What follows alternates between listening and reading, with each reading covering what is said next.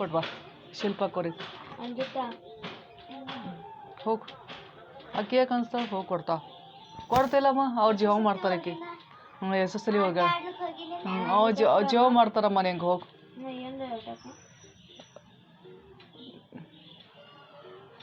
ಏನಿಲ್ಲ ಕಿತ್ತಾಕಿದ ಅಂತೇಳಿ ನಿನಗೆ ಊಟ ಕೊಡಬೇಕು. ಮನು ನನಗೆ ಇವತ್ತು 4 ಫೋಟೋ ಬೇಕಾಗ್ಯಾವ, ಫೋಟೋ ತೆಗೆದು ಕೊಡಬೇಕು. ಇದು ಫೋಟೋಸ್ ಬರ್ತಾವಲ್ಲ 4 ಅವು ವಿಡಿಯೋ ಸ್ಟಾರ್ಟ್ ಮಾಡ ಅಂತ ಹೇಳ್ಬೇಕು ಹುಡುಗಿಯರೀಗ ಹೇಳ್ತೀನಿ. ಅವು ಫೋಟೋ ಹೊಡಿ ಹೆಂಗಾದ್ರು ಭೀ ನೈಟಿ ಚಲೋ. ಸ್ಕ್ರೀನ್ ಶಾಟ್ ಅಲ್ಲ ಫೋಟೋ ಹೊಡೆದು. ಸ್ಕ್ರೀನ್ ಶಾಟೇ ಹೊಡೆದ್ರೆ ಪರವಾಗಿಲ್ಲ. ಅವ್ರಿಗೆ ಈಗ ಹೇಳ್ತೀನಿ ಥೋಡಾ ವಿಡಿಯೋ ಚಾಲು ಕರಿ 4 ಬರ್ತಾವ ನೋಡು ಪುಟಿ ಹಿಂಗೆ. ಅವ್ರು ಕ್ಯಾಮ್ರಾ ಚಾಲು ಮಾಡ್ರೆ ಬರಲ್ಲ ಹಂಗೆ ಬೇಕೀಗ ಫೋಟೋ ಬೇಕೀಗ ಬ್ಯಾಕ್ ಸೆಲೆಕ್ಟ್ ಬೇಕಾಗ್ಯಾವ. ಅವ್ರು ಬರಲಿ ಹೇಳ್ತೀನಿ. ಸ್ಟಾಪ್ ಶೇರ್ ಯಾಕೆ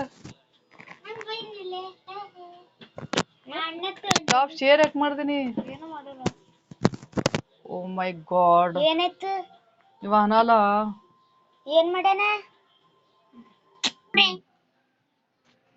एक बहाना एक छोटी सी इमली थे, उनके पास एक बड़ा सा मम्मी था। माधवी बाद में सभी आ जाते हैं ना तब एक फोटो ले लेती हूँ. वीडियोस का एक फोटो चाहिए. आपका जो फेस आ जाता है ना वो 4 लोगों का फेस वो फोटो चाहिए, इसीलिए बाद में सभी लोग आने के बाद मारती हूँ. देखो मार लेती हूँ सभी को बोलकर. आज लेती हूँ. हाँ नैक के लिए चाहिए बोल रहे इसलिए आपका क्लास का नहीं ली मैं. आज लेती हूँ बड़ा सा इमली. सभी आने के बाद थोड़ा इन्फॉर्म करो. वीडियोस हाँ ओके. सभी लोग आने के बाद मैं बोलती हूँ.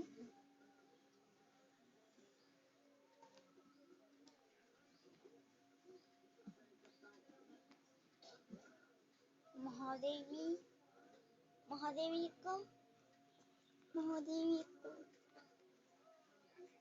भारतीय साहित्य की एकता आचार्य नंद दुलारे वाजपेयी ने लिखा हुआ है. बीच में सभी लोग आने के बाद लेती हूँ. भारतीय साहित्य की एकता आचार्य नंद दुलारे वाजपेयी ने लिखा हुआ है. हम जब भारतीय साहित्य की एकता की चर्चा करते हैं तो हमारा आशय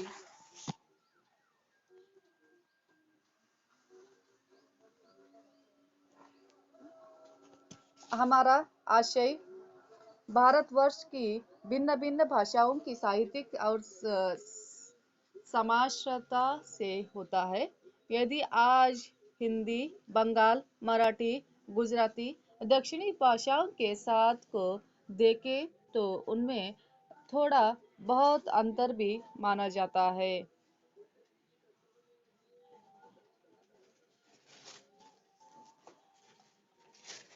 दक्षिणी भाषाओं के साथ देखें तो उनमें बहुत थोड़ा अंतर भी दिखेगा, परंतु स्वरूप में प्रवृत्तियां एक सी ही पाई जाती है. विभिन्न प्रदेशों और जनपदों की सांस्कृतिक भाषाओं की छाप इन साहित्य में प्राप्त होती है, जो स्वाभाविक है. साहित्य की विविध रूपों में से किसी भाषा में किसी रूप की विशिष्टता भी मिलती है. उदाहरण के लिए आज के मराठी साहित्य में नाटकों की स्थिति अपेक्षाकृत अच्छी नहीं. यहाँ साहित्य के बारे में बात कर रहे हैं. जो हिंदी, बांग्ला, मराठी, गुजराती आदि भाषाओं का साहित्य देखे तो उसमें बहुत थोड़ा अंतर दिखेगा. हर एक भाषा में अलग अलग साहित्य रहता है उनका ही, तो थोड़ा व्यत्यास रहता ही है. ये मराठी साहित्य के बारे में जो बोल रहे उनमें जो अलग ही व्यत्यास रहता है. यहाँ पर बोल रहे साहित्य की विविध रूपों में किसी भाषा के किसी रूप में विशिष्टता से मिलती है. मराठी साहित्य में नाटकों की स्थिति अपेक्षाकृत अच्छी है. जो यहाँ पर बोल रहे जो साहित्य है उसमें मराठी जो साहित्य है उसमें अपेक्षाकृत अच्छी है, यानी ना जो साहित्य से भी नाटक अच्छा है।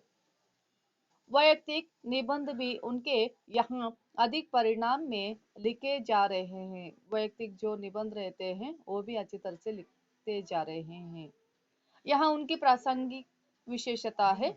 उसी प्रकार के अन्य और प्रांतीय भाषाएं अपनी अपनी अनपरता रखती है, परंतु इसी विभिन्न के भीतर एक मूलभूत एकता है। इसी विभिन्न के वहाँ भीतर एक मूलभूत एकता है, जिसे भारतीय साहित्य की एकता कह सकते हैं, जिसे भारतीय साहित्य की एकता कहते हैं। कभी कभी यहाँ भी देखा जाता है किसी प्रदेश, किसी साहित्य में जो विशेषताएं प्रारंभ हुई है वहाँ अन्य किसी भाषा में आरंभ हुई है। उदाहरण के लिए वहाँ 20 या 25 वर्ष से पहले जो पीछे जो प्रारंभ हुआ था, उदाहरण के लिए बंगाल काव्य है, पहले अलग ही था, अब क्या है, कुछ उसमें विशेष अंतर आया है। उदाहरण के लिए बंगाल रविंद्रनाथ काव्य, बंकिम चंद्र के उपन्यास और द्विजेंद्र राय का नाटक 20वीं शताब्दी के आरंभ में प्रचलित हो चुके थे। वहाँ बहुत ही जो प्रसिद्ध हो चुके थे वो बहुत कोई भी क्या है वहाँ रविंद्रनाथ का काव्य है और बंकिम चंद्र का उपन्यास है और देखना चाहते थे और पढ़ना भी चाहते थे, कहा भी नाटक वगैरह प्रस्तुत करते थे, लोग वहाँ देखने के लिए तरस उठते थे।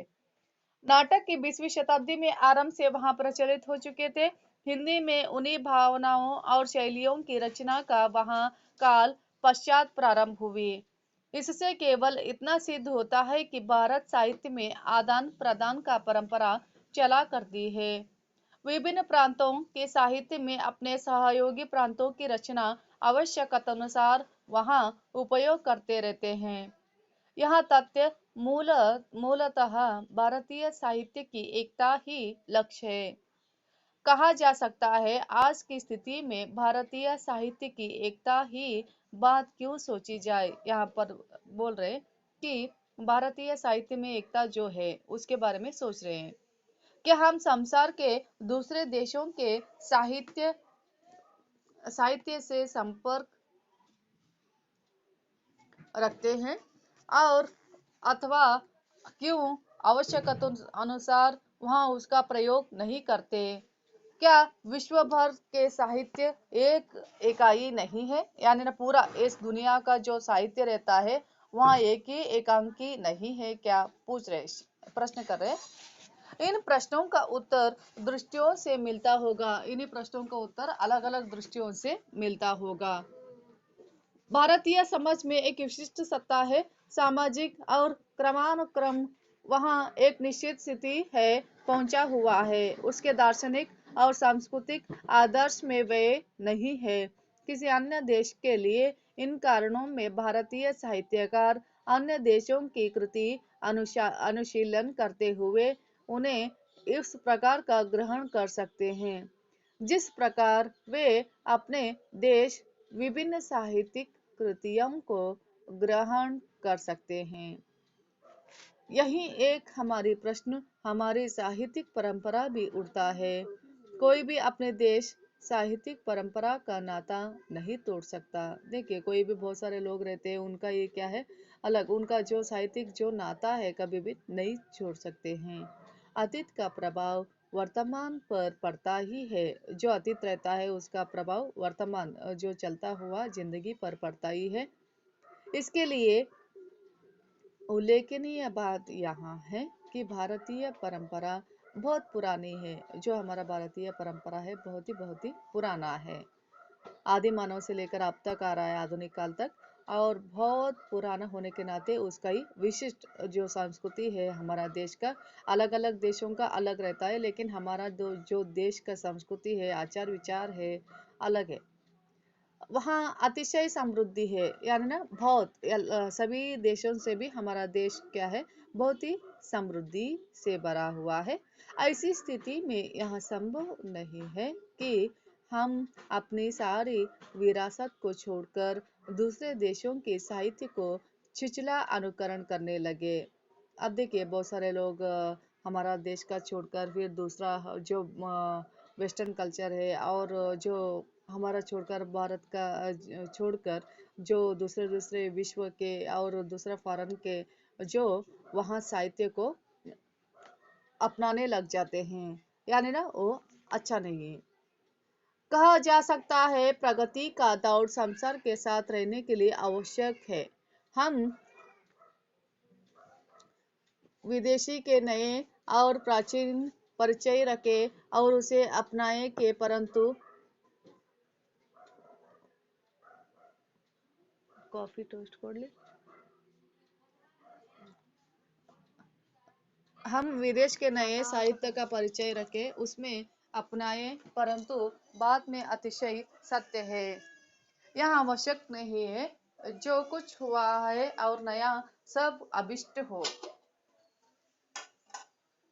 राष्ट्रीय संस्कृति की उत्थान का पतन अवसरों के भिन्न भिन्न करता चला जाता है।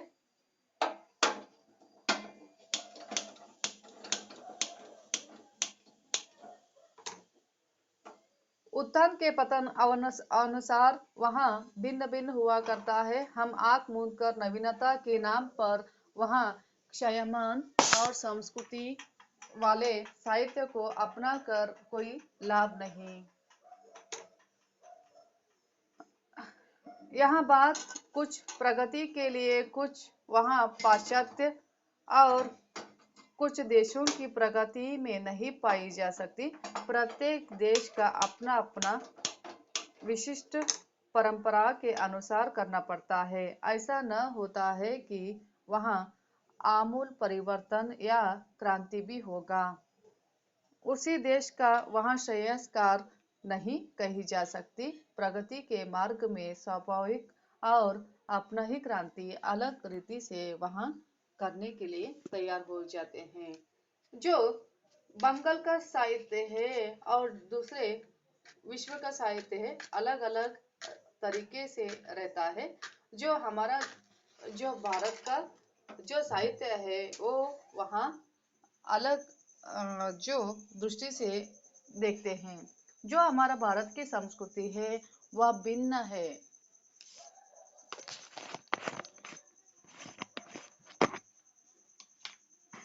बंगाल का साहित्य और मराठी का साहित्य अलग अलग वहाँ भाषा में देखने के लिए मिलते थे। पहले जो लोग साहित्य पढ़ते थे उसका अलग ही विशेष रुचि रहता था। अब जो साहित्य पढ़ने का बहुत ही कम हुआ है। भारतीय साहित्य की एकता में जोर देने की आवश्यकता इसलिए भी आज संसार में वहाँ समक्ष भविष्य स्थिति में जान डाल देने वाला है।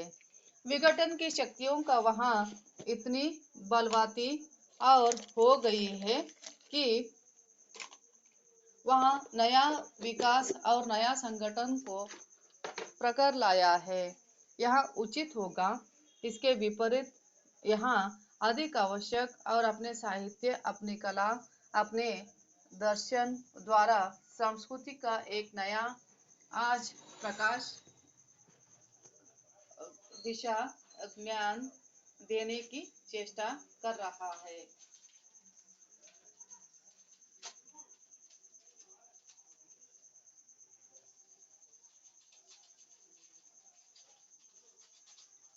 जो हमारे भारत की साहित्य है उसमें संसार के बड़े बड़े विचारक भी आज प्रकाश के लिए उधर उधर वहाँ टहा लगे हुए हैं।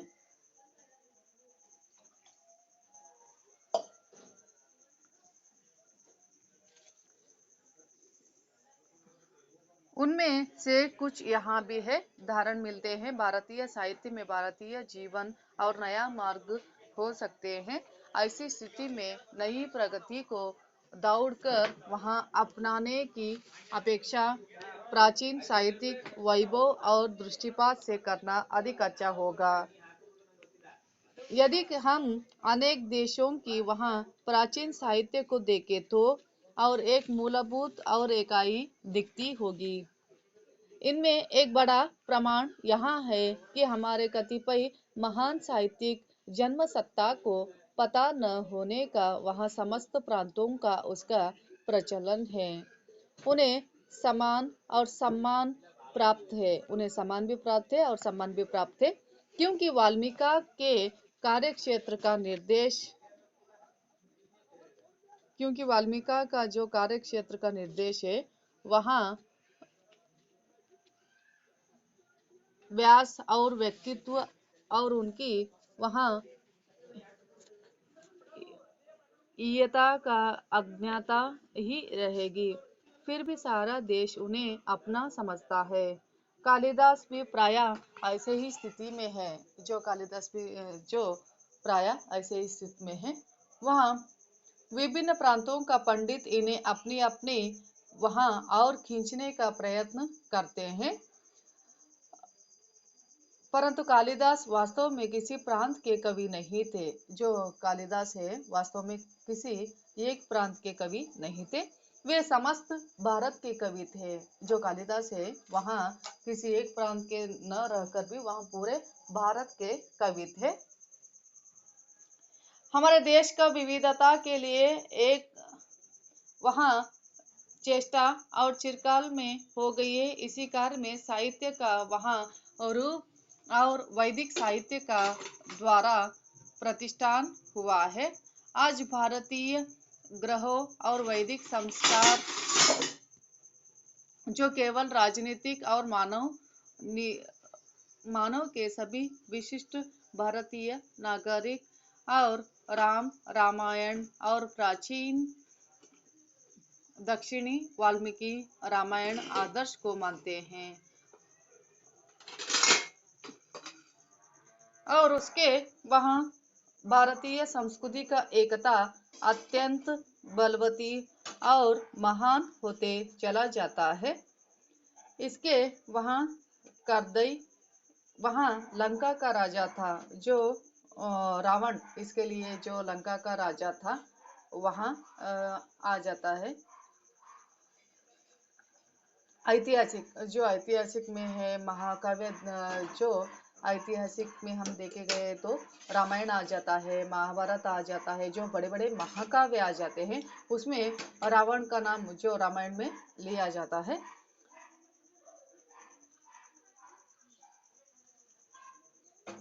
और ऐतिहासिक भौगोलिक और तथ्यों को हमारी संस्कृति और अतिक्रमण कर गई है, जब जिन मूल्यों में वहाँ प्रतिष्ठित और बहुत ही अधिक स्थायी और मूल्य है।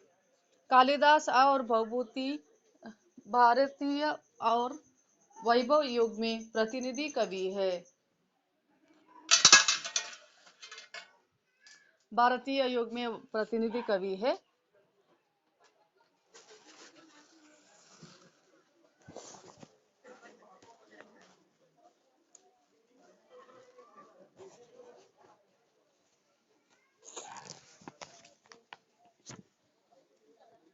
भवभूत की भाषा संस्कृति का वहाँ चरम और प्रगल्भता साहित्यिक कालिदास और भवभूतियों का संपूर्ण प्रदय भारतीय वस्तु है। किसी वहाँ प्रदेश में उत्तराधिकारी नहीं। जिस प्रकार ग्रीक रोमन और सभ्यता का चरम उत्कर्ष के पश्चात वहाँ वर्जित है महाकाव्य लिखा गया है, उसी प्रकार भारतीय सभ्यता का चरम बिंदु पर वहाँ पहुँचने के पश्चात वहाँ माघ और भारवी जैसे कवियों का कृतियां प्रकाश में आई है। शैली का सौंदर्य इनमें चरम और दृष्टि से मिलेगा, किंतु भावोत्कर्ष और बहुत कुछ क्षीण होने लगता है। एक एक श्लोक 5-5, 7-7 अर्थ निपुणता से निकलते जाते हैं। जो कालिदास जो श्लोक लिखते हैं और उन्होंने जो कविता लिखे हैं और उनका अर्थ एक नहीं यानी ना 4-4, 5-5 जो अर्थ देने वाले रहते हैं, निपुणता से निकले जाते हैं। वे भाषा की चरम सिद्धि का परिणाम है। वहाँ भट्टी काव्य को साहित्य का ग्रंथ भी कहा जाता है। उसी जो भट्टी काव्य को साहित्य का ग्रंथ भी कहा जाता है, उसे व्याकरण का ग्रंथ भी कहते हैं। उसे व्याकरण का जो ग्रंथ भी कहते हैं। कितने महान अधिकार को लेकर उसकी रचना की गई थी। बहुत सारे जो महान अधिकारों को लेकर उनकी रचना करते हैं। महाकाव्य इस निर्माण काल पाश्चात्य नया परिवर्तन जयदेव द्वारा किया गया। जो नया परिवर्तन जयदेव है वहां आ गए और तब से एक साहित्य में अलग परिवर्तन होने लगा, जिन्होंने वहाँ मधुर और प्रगतों का शैली अपनाकर भारतीय साहित्य में अपूर्व माधुर्य से भरा दिया। उन्हें भी पाश्चात्य और भारतीय लोक भाषाओं का साहित्य और समृद्धि करने में तत्पर हुए। एक साथ बंगाल में वहाँ चंडीदास और मिथिला में विद्यापति, उत्तर भारत में कबीर, तुलसी, सूर, महाराष्ट्र में ज्ञानदेव, गुजरात में नरसी और मेहता और राजस्थान में मीराबाई के लिखे गए पदों का महान परंपरा चली निकली। दक्षिण की भाषाओं में वहाँ आलवार संतों का भक्त काव्य की रचना प्रस्तुत की गई। सारा देश में वहाँ भक्तों की और संतों की सहज भावामणि वासिम में अपलवंत हो उठे। तब देखिए जो भक्ति काल में पूरा भारत में जो संत थे, दास साहित्य प्रचलित था। किसी एक भगवान को लेना और उसके बारे में जो कविता लिखते हैं, जो भजन लिखते हैं, कीर्तन लिखते हैं, वह भगवान के नाम में लिखते थे और पूरा भारत में भ्रमण करते थे और उसका प्रचार भी करते थे और उसका प्रसार भी करते थे। उसके जैसे यहाँ पर जो भारतीय लोक भाषाओं का साहित्य समृद्धि करने में तत्पर हुए, बहुत सारे लोग तब तत्पर हुए थे। साथ बंगाल में जो चंडीदास थे और मिथिला में विद्यापति थे। उत्तर भारत में कबीर और कबीरदास थे, तुलसीदास थे। फिर धीरे धीरे सूरदास आ गए। फिर वो हो जाने के बाद बहुत सारे बिहारी आ गए, रुंद आ गए, बहुत सारे आ गए। महाराष्ट्र में ज्ञानदेव थे और गुजरात में नरसिंह मेहता और राजस्थान में मीराबाई लिखे गए पदों पर महान वहाँ परंपरा चली आ रही थी। दक्षिण भाषाओं का आलवार संतों का भक्ति काव्य का रचनाएं प्रस्तुत की गई। सारा देश इन्हीं भक्तों और संतों की सहज भावामणि और वाणी से अपल्लवित हो उठा।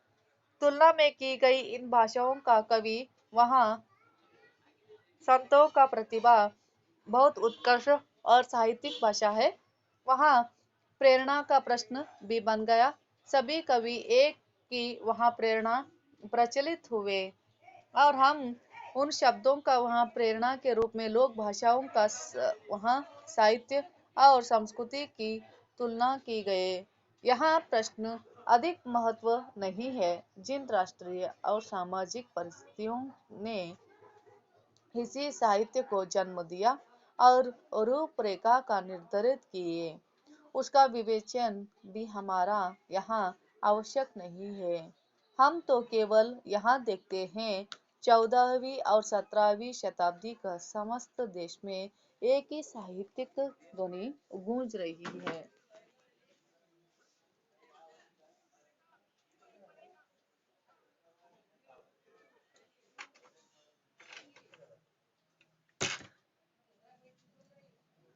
एक ही साहित्यिक ध्वनि गूंज रही है।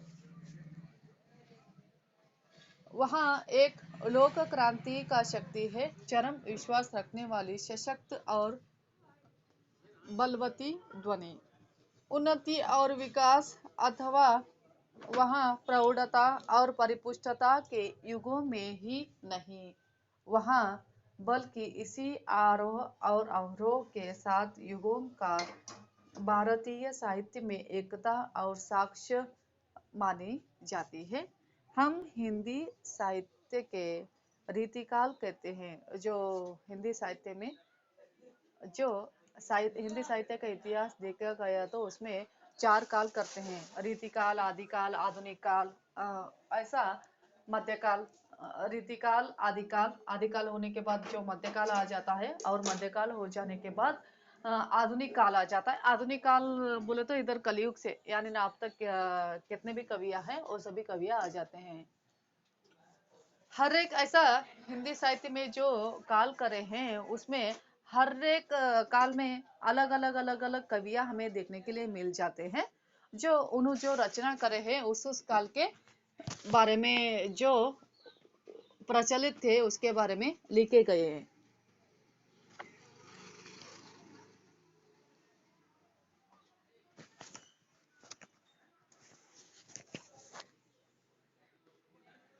वहाँ जैसे हिंदी साहित्य में रीतिकाल कहते हैं जिसकी प्रेरणा मुसलमानी का साम्राज्य और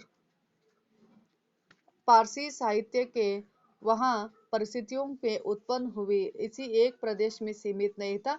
दरबारी कवियों का काव्य भारत के प्रांतों में तैयार हुआ। जो दरबारी कवियों का जो एक राजा रहता था तब दरबारी कवि रख लेते थे, और वो कवियों का काव्य भारत में विभिन्न प्रांतों में तैयार हुआ। श्रृंगारी कविता में नायिका भेद की रचनाएं यंत्र और तंत्र सर्वत्र प्रस्तुत की गई। यही नहीं, चित्रकला, संगीत क्षेत्रों में बहुत कुछ वहाँ सम्मान सी प्रगति सारे देश में होती रही। आज जैसे हम उत्तर का संगीत और दक्षिणी का संगीत कहकर दो खंडों में विभाजित कर सकते हैं, उसमें भी वहाँ समानता बहुत से उपकरण है, शैलियाँ और कलमें और बदली है। इतने बड़े देश में उनका बदलना बहुत स्वाभाविक और असंशय भावी था, परंतु मौलिक रूप में समानता समस्त देश भर में विद्यमान रही है। हिंदी का कवि भूषण दक्षिण के सम्राट शिवाजी और प्रशस्ति गाने में तप्तर हुआ, उसी प्रकार गुजरात, महाराष्ट्र, बंगाल के कवि ब्रज भाषा में कृष्ण लीलाओं का गान करने लगे। प्रादेशिक भिन्नता का भाव देश में प्रकृति में नहीं रहा। अंग्रेजी के आने के वहाँ पश्चात हमारे देश के पर नए प्रभाव पड़े और उनकी प्रक्रिया साहित्यिक निर्माण में देखे गए विलक्षण के रूप में समान थे, और कुछ समय विदेशी सभ्यता का चकाचौंध और परिवर्तन पुनरुत्थान भी हुए। उसके अंतर स्वच्छंद काव्य का प्रवृत्ति पाए। सभी प्रांतों में किसी वहाँ यहाँ बात दूसरी है कि किसी प्रांत में प्रभाव के कुछ पहले आए और कुछ अन्य प्रांत में कुछ समय पश्चात आए। दूसरा अंतर प्रतिभा का वैशिष्ट्य का भी है। किसी देश में कुछ अधिक उत्कृष्ट प्रतिभाएं दिखाई देते थे, यानी ना हमारा देश में छोड़कर दूसरे देश में और भी अच्छी तरह से लिखने वाले और भी प्रतिभा क्या है हटकर अलग देखने के लिए मिल जाता था। किसी देश में अधिक उत्कृष्ट प्रतिभाएं दिखाई देते थे। अंत में प्रांत कुछ कम हुए। तीसरा अंतर प्रादेशिक या जनपदीय संस्कृति का है। जो प्रादेशिक भाषा रहता था, जो जनपद का भाषा रहता था वहाँ था। किसी प्रांत में विशेष काव्य का रूप अधिक प्रवृत्ति रहती थी।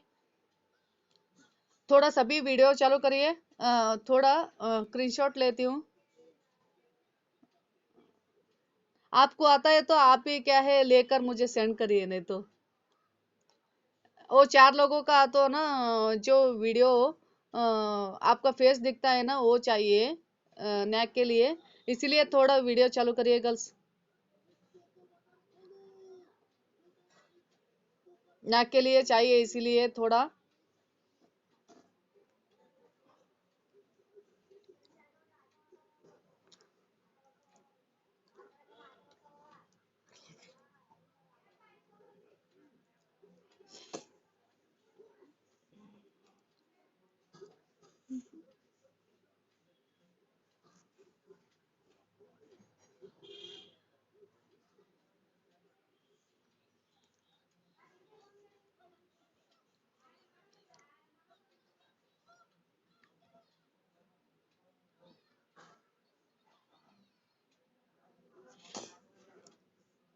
थोड़ा वीडियो चालू करिए गर्ल्स।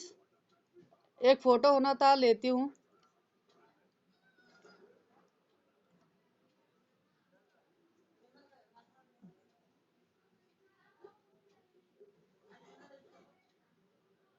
My God. आ रहा नहीं।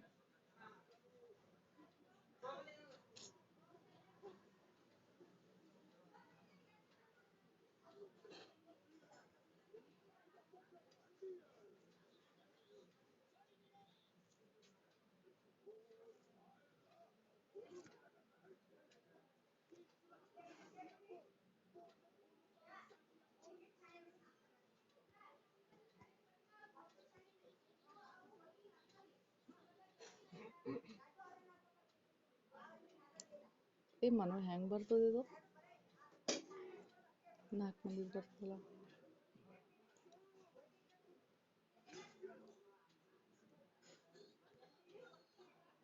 ಅಲ್ಲ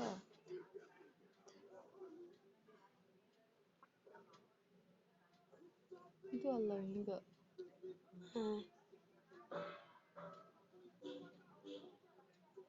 ನಾಲ್ಕು ಮಂದಿದು ಬರ್ತದಲ್ಲ ಹೋಗು ಹಂಗ.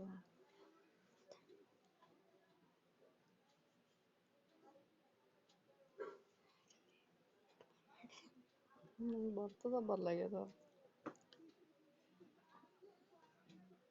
ಅವ್ರಿಗೆ ಹೇಳೇನಿ.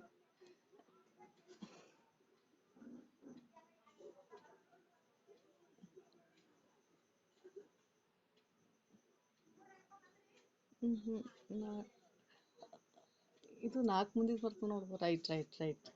ಥ್ಯಾಂಕ್ಸ್. ಬಂತಪ್ಪು. ಓ ಮನು ಹೋಯ್ತು.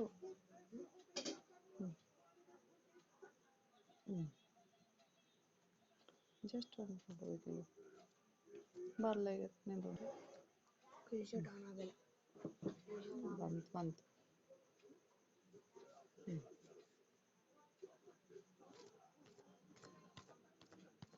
ಹಂಗಲ್ಲ ನಿಂದು. ಥ್ಯಾಂಕ್ಸ್.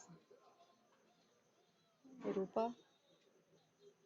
ಓಹೋ ರನ್ನಿಂಗ್ ಟೈಮ್ ಆಯ್ತು.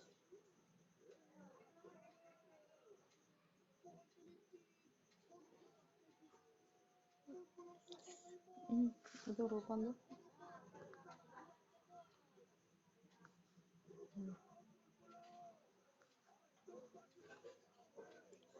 ಇದು ರೂಪನ್ ಬರ್ಲಾಗ್ಯದಲ್ಲ.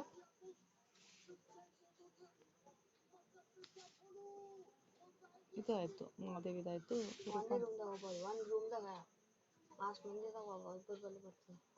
ಆಯ್ತು. ಥ್ಯಾಂಕ್ಸ್. ಇವ್ರು ಹೊಸ ಮಂದಿ ರೆಡಿ ಆಗಿ ಕೂತಾರಪ್ಪ. ಅವ್ರು ಹೊಸ ಮಂದಿ ರೆಡಿ ಆಗಿ ಕೂತಾರ. ಇರ್ಲಾಗ್ತು ನೋಡ್ತೀನಿ. ಬಂದ ಸಾಕು. ಥ್ಯಾಂಕ್ಸ್. ಸಾಕು ಸಾಕು. ಬಂದ್ ಕರಿಯೇ ಬಸ್ ಹೂವ.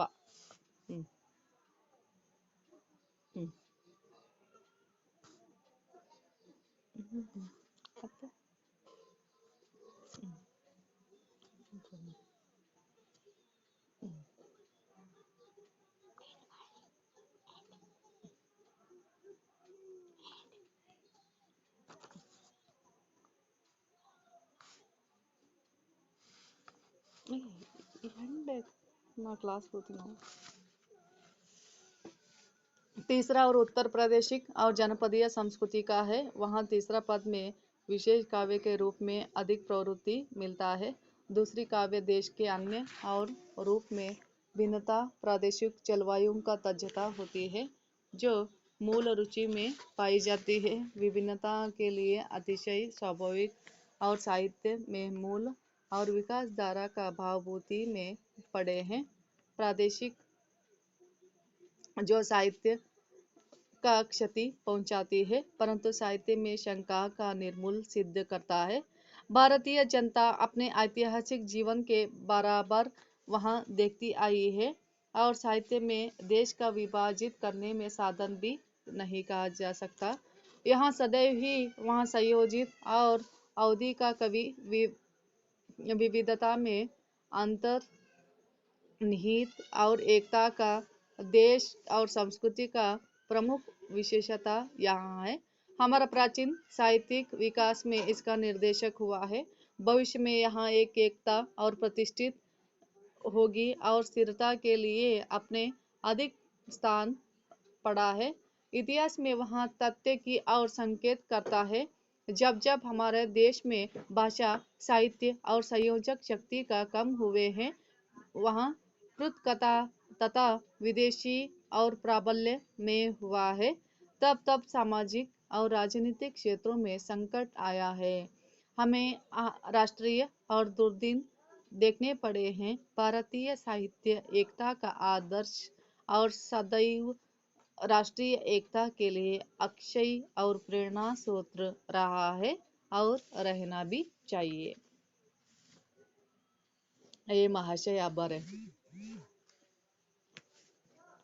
ये तो प्रेमचंद और यथार्थवाद, राम विलास शर्मा ने लिखा हुआ है। प्रेमचंद और यथार्थवाद। प्रेमचंद का साहित्य भारतीय समाज का दर्पण है और उस साहित्य में परिचित होने का मतलब है भारतीय और समानता, समानती और अवशेषों में उज्जवल और भविष्य में परिवर्तन होना।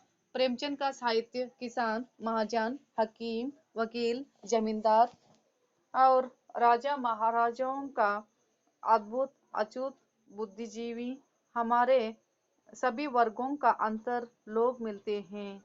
किसान भी एक तरह के नहीं है।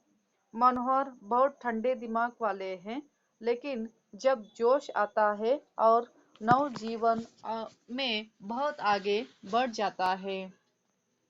बालराज के रूस और नवजीवन के बारे में पढ़ा है। साधारण लोगों का अधिकांशों ने वहाँ के बारे में सचेत है। कादिर शोषक और शोषित के बीच रहना। विद्रोही मनोहर सबसे बड़ा और समर्थक है। अंधा सूरदास जमीन के लिए प्राण हमारे लिए बराबर लड़ता है। अछूत गूदर अपने अनुभव से धर्म और पुरोहित रहस्य समझता है। होरी अपना जमींदार राय साहब को वहाँ भूल मानसी का भरोसा करता है। सामंतीहीन मजदूर होकर हुआ करते हैं, मरते हैं। किसानों के अलावा इधर प्रेमचंद का यथार्थवाद के बारे में बात कर रहे हैं। जो प्रेमचंद है यथार्थवाद जैसा रहता है वैसा ही लिखते हैं। ज्यादातर देखिए प्रेमचंद का जो कहानियां रहते हैं, जो सच्चे रहते हैं और यथावत रहते हैं, जो समाज में चलता है उसके बारे में वहाँ लिखा जाता है। सुमन घरेलू गुलामी के बदले वहाँ अपने मेहनत का बल पर जिंदगी बिताना ज्यादा पसंद करती है और पति संदेह के कारण निर्मला जीवन भ्रष्ट कर लेती है। एक छोटी सी जो बचपन में ये उसका विवाह करते हैं, जो निर्मला जो कहानी लिखे हैं प्रेमचंद उसके बारे में कह रहे हैं। और अंत में वहाँ अत्याचारों का विरोध में उठ खड़ी होती है। अपनी जमीन के लिए विलासी मुर्दों से भी ज्यादा दृढ़ता से लड़ती है। सोफिया अपने भिन्न धर्म वाले विनय को प्यार करती है और उसके लिए सदा आंसू बहाती रहती है। अपना सतीत्व नष्ट किए जाने पर मुन्नी अपने अतिथियों से बदला ले लेती है। जलपा के गहने, वहाँ जो प्रेमचंद लिखे हैं, जो जलपा के गहने प्यारे हैं, लेकिन पति के वहाँ मुखबिर हो जाने से बड़ी वीरता का संघर्ष करती है। दनिया अपने पति का निष्क्रियता का कटु आलोचन करती है, लेकिन हृदय में ममता का अपार सागर भी भरा हुआ है।